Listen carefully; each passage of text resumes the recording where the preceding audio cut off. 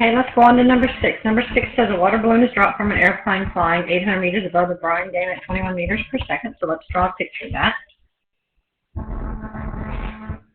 So it was 800 meters above, 800 meters, distance from here to there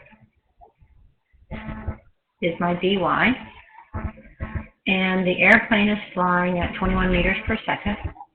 So dx for the balloon would also be 21 meters per second because it was inside the airplane. All right, and they want to know how far horizontally from the drop position does the balloon land. So again, they're really just asking me to find out that value right there. Well, dx equals dxt, and t is basically the square root of 2 dy over g. That comes from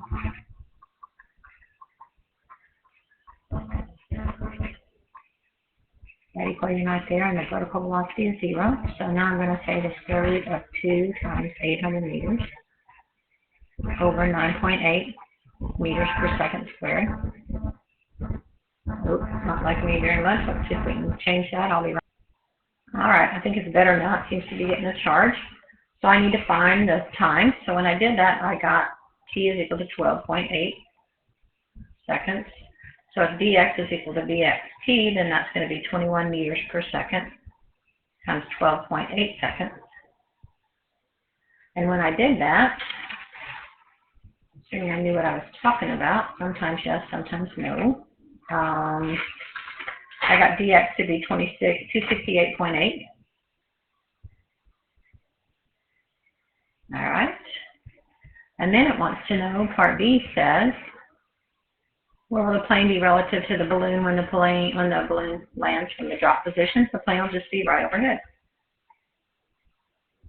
Because the motion doesn't change, it stays horizontal the whole time at 21 meters per second. So the plane will be directly overhead.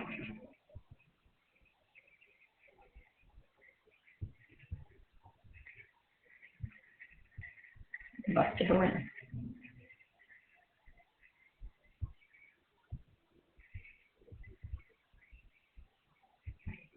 So if the balloon bursts right there, the plane's just going to keep on going, and here's my plane, right there. Okay? All right, let's see if we can get number 7 taken care of. I think we can. Let's change color. Number 7 says, a distraught physics student, AP, of course, has had enough. He's going to drop his calculus-based physics book into the Brazos River. If the AP student throws the book straight down from the bridge with a horizontal velocity of 12.25 meters per second and it lands 20.6 meters from the bridge, what is the time in the air, what is the height of the bridge, and what is the vertical velocity of the book as it hits the water? Okay, so let's do this. So here's our bridge. He throws it like that at 12.25 meters per second. The book does this, and it lands from the edge of the bridge out to here. Dx equals, let me go back and read, make sure I'm not lying to you, 20.6 meters from the bridge. So the time it's in the air is part A. Well, if I know that dx equals dxt, then it seems to me that t would simply be dx over dx, which is 20.6 meters over 12.25 meters per second. And so when I did that for number 7, which is right here, I got the time that it was in the air to be 1.68 seconds. Part B wanted to know what was the height of the bridge, so dy 1/2 gt squared plus dyit. That's 0 because it doesn't have any vertical velocity when it starts off. That's going to be 1/2 9.8 times 1.68 seconds. Don't forget to square it. When I did that, I got 13.9 meters. Here's A. Here's B. Please box your answers. It makes it so much easier to grade. And then we want the final vertical velocity, dys equals dyi plus GT. And again, there is no VYI because it was thrown horizontally. So gravity is 9.8 meters per second squared. And it accelerates the boat for 1.68 seconds. So my vertical velocity when it hits the water is 16.5 meters per second.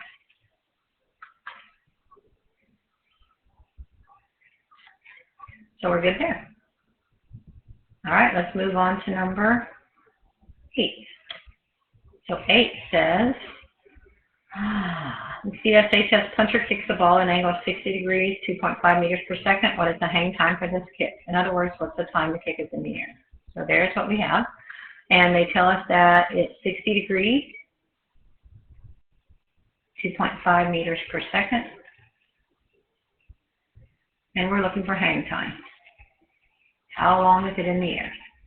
So if we can find the time up, then we can get double that, and that'll be the hang time. Well, let's just see. So Vx, or Vyi, is going to be the sine of 60 degrees times 2.5 meters per second. So if I take the sine of 60 and multiply it by 2.5 meters per second, I get 2.17 meters per second. And that's my Vyi. My Vyf will go to 0 at the highest point because gravity is going to bring it to a stop. My gravity on the way up is a negative 9.8 meters per second squared. So if I took this equation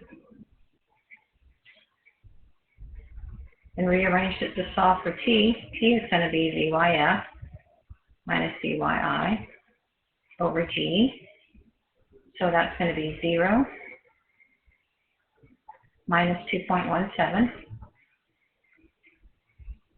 over negative 9.8 meters per second squared. So I solved for my t, and when I solved for my t, I believe that I got 0.22 seconds. So the hang time is going to be 0.44 because it has to go up and come down. So that's the time that it's in the air. Okay, there's number 8. Take a look at number 9, and then we'll do 10, and then I will put this on YouTube, and everybody will hopefully be able to do a little bit of physics this weekend. Okay, so number 9 says we're on the moon, where gravity is 1.62, about 1/6 of what it is on the Earth. And when we were on the moon, we kick a ball at 22 meters per second at an angle of 40 degrees, 22 meters per second. Theta is 40 degrees, and they want to know all kinds of stuff. They want to know how high, so dy and dx.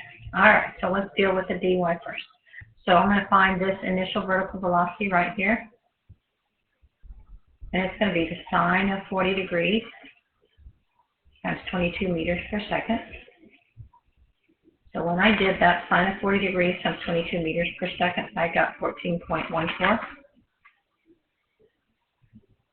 meters per second, and then I want to find the height that it goes, so I said dy equals dyf squared minus dyi squared over 2g. Where did I get that equation from? Vyf, or vf squared equals vi squared plus 2g, or 2ab, I guess would be a better way to say it. So I just rearranged that to solve for my d. Vyf at the highest point is 0. On the way up, 14.14 is what it started with. 2 times negative 9.8 because it's rising. So when I did that mathematically and did it correctly, I hope I got 60. Look what I did. Somebody should have told me. That should have been a negative 1.62 because we're on the moon. So if I did that correctly finally, it would rise 61.7 meters. Okay, then I need to get dx. So part B, dx equals dxt. Well, I already have the time. No, I don't have anything. So I got some more work to do. Okay, so here's my vx. So I'm going to say it's the cosine of 40 times 22. And when I did that, I took the cosine of 40 times 22 to be 16.9. But like I mentioned a while ago, I don't have the time yet. So let's find the time. Well, the time is going to be Vyf minus Vyi over g. Where did that come from? Vf equals Vi plus gt. or AT. I rearranged that. So VYF is going to be 0. 0 minus 14.14 over negative 1.62. That'll give me the time up, which is equal to the time down. So if I took 14.14 and divided it by negative 1.62, I believe that I'll get 8.73. So the total time is going to be twice that. And twice that would be a 6, and 4, 17.46 seconds is the total time. So I'm going to take the 16.9 that I got for the VX and multiply it by 17.46 seconds. And when I did that, I got 295 meters.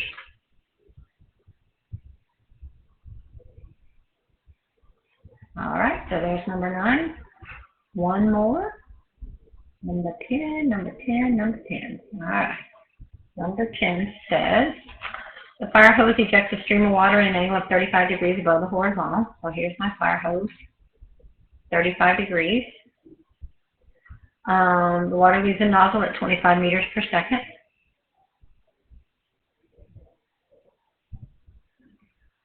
Assume the water behaves like a projectile. How far from the building should the hose be located to hit the highest possible fire? So I want to hit the highest possible fire. I just want my water to rise. I want it to go boom, boom, boom, boom, boom, and hit there. I don't want it to fall yet. So I just want to go out that way. So I'm looking for DX. Okay. So I'm going to take the cosine of 40 degrees. Or sorry, how about if we did the cosine of 35? Times 25 meters per second. And that would give me dx. So when I did it, the cosine of 35 times 25 meters per second was 20.5. And the sine of 35 degrees is 25 meters per second would be VYI. And when I did that, I got VYI to be sine of 35 times 25 meters per second, 14.3. All right, now I want the water to go straight up and come to hit the building. So I'm going to say VYF equals VYI plus GT. So T is going to be VYF minus VYI over G. So 0 minus 14.3 over negative 9.8.